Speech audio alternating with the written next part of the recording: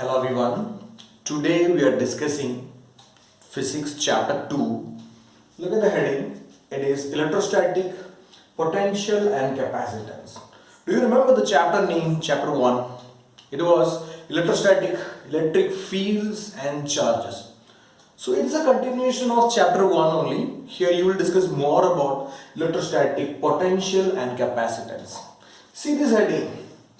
In the beginning you discuss about this potential, and in the end we will discuss about capacitance and capacitors. Let us get into the chapter.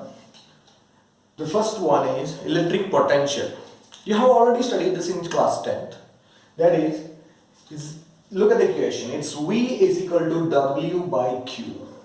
W, work done, Q stands for charge. It means the potential at a point is defined as the amount of work done in bringing a unit positive test charge from infinity to a particular point is called the potential at that point. See, it's SI unit, it's volt.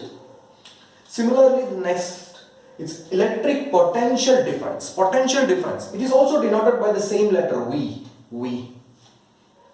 So here we have two different points and there are two different potential at both the points. Let's consider these 2 points are A and B.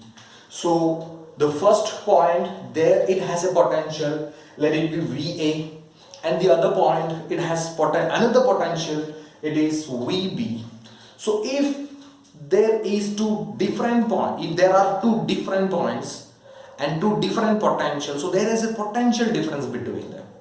So we can define it like this. Listen, it is the amount of work done in bringing a unit test charge from one point to another. I repeat, one point to the other point. That work done per unit test charge is called the potential difference. It is also have the same SI unit, volt. Our next topic is electric potential due to a point charge. We have a point charge, that's Q, it's a positive charge, and we are going to find out the potential, electric potential at a point P, which is at a distance R from charge Q. We know only one thing, that is a formula, that is V is equal to W by Q. Okay. In order to find the potential difference, so this is a general formula, so this is equation number 1. I need to find out the amount of work done in bringing a unit test charge from infinity to the point P. So I consider a point which is very far from the charge, so it is infinity. So the distance infinity is infinity. So what we do, let me consider 2 points in between, that is, let it be A and B. The distance between A and B is a very small distance, it is dx. In point A, it is at a distance x from the charge Q. So what we are going to do is, instead of finding the total work done from infinity to the point P, instead of that we are going to find out the small work done from A to B, and then we integrate, then we'll get the total work done, and that total work done will be the potential. Okay, so this is our plan. So let us consider the test charge which we are going to bring from infinity, let it be Q naught. It's Q naught. So our formula, this is V is equal to W by Q naught. So we are going to bring a test charge, a small test charge, it is Q naught.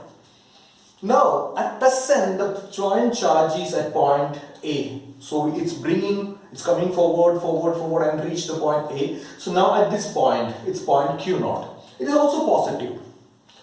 So there will be an action between this Q and Q naught. Like charges, according to Coulomb's law, they repel each other with their force. So what will be that force? This force F.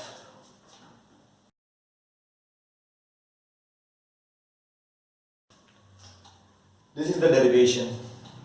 The force of repulsion F is equal to K q naught by x square. We know the work done formula, the small work done from A to B, dw is equal to f dx cos theta.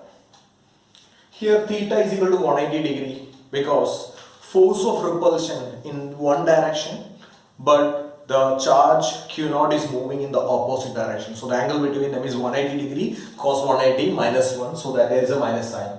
So let's substitute the value of f over here. q naught by x square dx.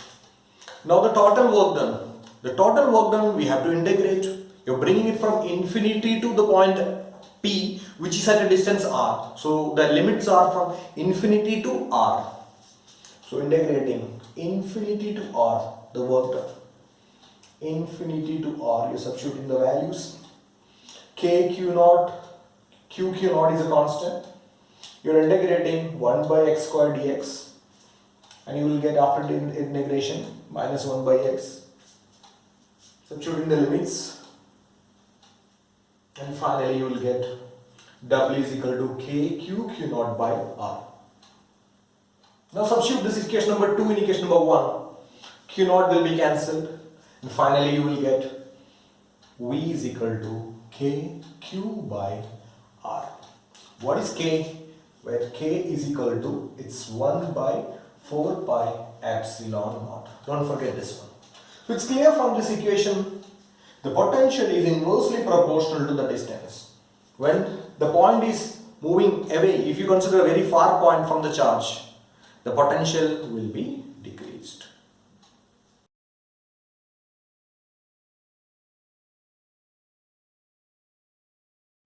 This is enough for today. The next video will be uploaded very soon. Till then, bye bye.